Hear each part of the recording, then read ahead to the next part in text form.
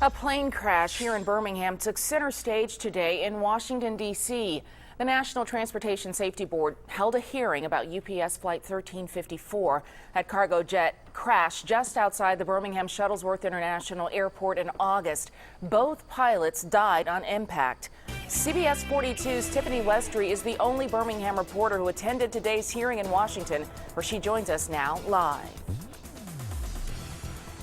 After 8 hours of testimony here in Washington, we now have a much clearer picture of what went on the days before and moments before the fatal crash of UPS Flight 1354.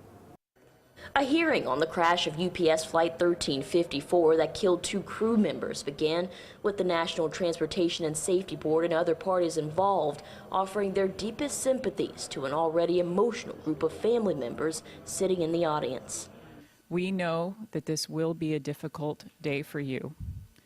We cannot change what happened, but we do have the opportunity to learn everything we can about this accident to prevent future occurrences.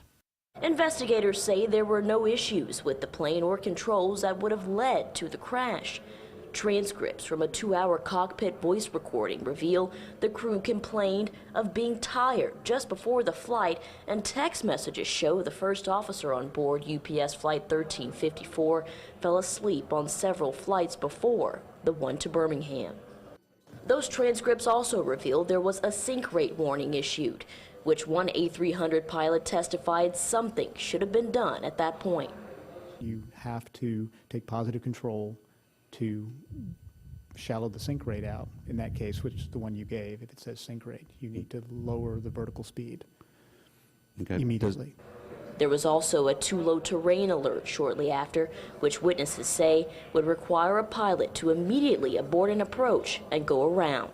This hearing has raised questions as to whether or not pilot monitoring and self-assessment for judging fatigue are adequate within the industry.